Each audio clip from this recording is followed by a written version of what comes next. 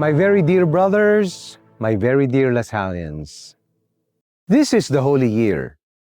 And so recently I had the opportunity to visit St. Peter's Basilica together with a handful of colleagues so that we could pass through the Holy Door as pilgrims of hope. I remember Pope Francis and his prayer that the world would encounter that hope which does not disappoint. That really touched me because I remember all of those hopes that were quashed in my heart. But I also remember in a very special way Jesus with just a dozen close friends. When he started his ministry, he proclaimed the Father's grand dream for the world. The dream was simple, but very, very profound. No more weeping, good news to the poor, liberty for prisoners, recovery of sight for the blind, freedom for the oppressed. As we speak, my thoughts are still with the families in Ukraine and Gaza, whose children are unable to go to school. I still could not remove from my mind the videos and pictures of collapsing buildings and homes in Myanmar and Thailand during the recent earthquake that hit that part of Southeast Asia. And what are those other sufferings in other parts of the world? What about the migrants living in anxiety and fear as they escape their homelands to seek asylum and new opportunities in cities they cannot call home just yet? Dear friends, as a global community of Lasallians, united with one heart and one mind, we may be holding the key to doors of salvation for those who are discouraged and continue to live in pessimism or cynicism. What doors may we open for them so that they could have an intense experience of God? May we allow ourselves to become instruments of God's grace, of healing and hope. Are we ready to welcome and embrace the lost, the last, and the least, so that they could touch the hem of Jesus' cloak, the cloak that brings salvation? Not salvation up there, but salvation from hunger and thirst, from poverty and alienation, and from anything and everything in this world that drags them down or pushes them to the peripheries. This is the Holy Year, a Jubilee year. May we open our hearts to young people so their woes may find a listening ear, feel welcome in safe spaces, and experience a new, unconditional love and renewed hope. What small acts of kindness may we do today to stop the vicious cycle of violence and hatred that is so easily ignited? What collective action among Lasallians could we bring so that we may be closer to greater authenticity and integrity? Dear friends, we have designated 2025 as the year of Lasallian spirituality. It is an invitation for us to reconnect with our founder and our founding story, and then to ask ourselves, how may we live that story in our time? Remember, more than 300 years ago, John Baptist, just at the age of 28, gathered a few young men to form a community of teachers so they may proclaim the Father's grand dream for children, especially those who are far from salvation.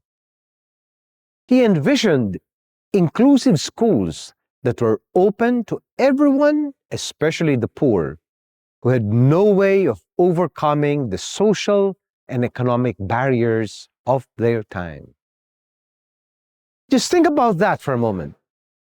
In both founding stories, Jesus and John Baptist de La Salle, both of them gathered a handful of dreamers and shared with them the Father's captivating dream for the world.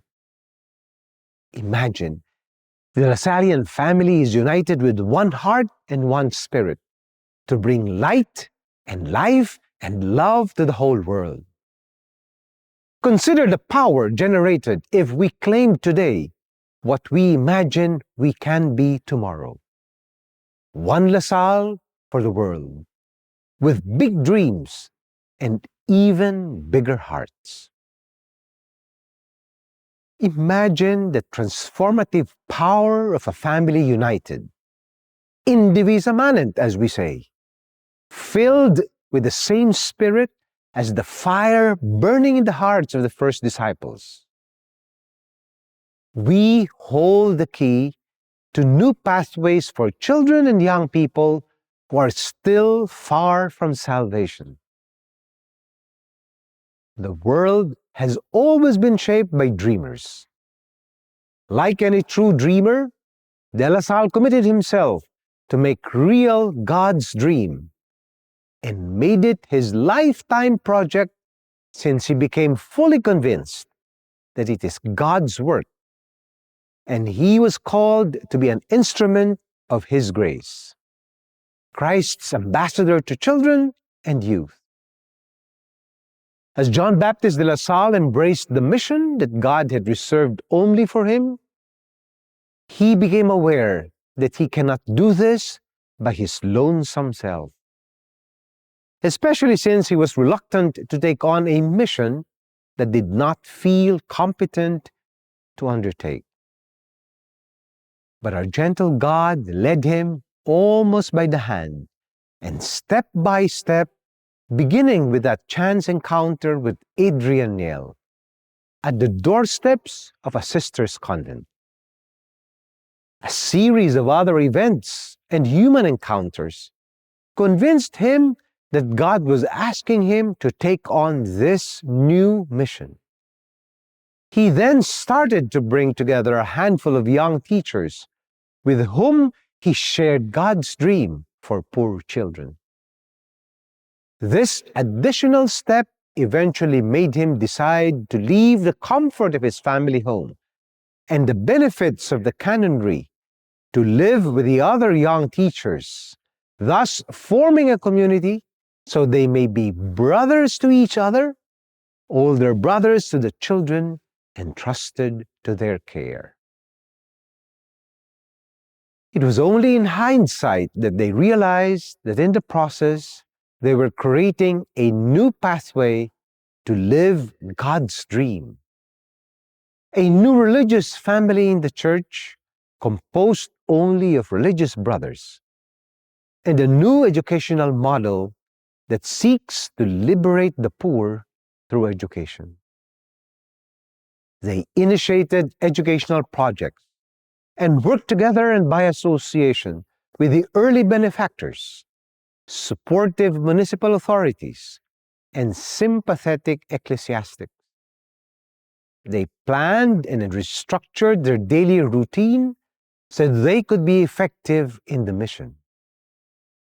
With a few of them, he later vowed to keep the mission alive, even if they had to live only on bread and water for the rest of their lives. They sought God together, and it was together that they found God. Their dream took shape not in grand proclamations and not in extraordinary events, but in the small, decisive steps and struggles to live in authentic fraternity and committed service to their educational mission. This holy year of grace, on this year of Lasallian spirituality, I pray that we would dare live the dream once again in audacity and much hope, a hope that will never, ever disappoint. Animo Lasal. Live Jesus in our hearts forever.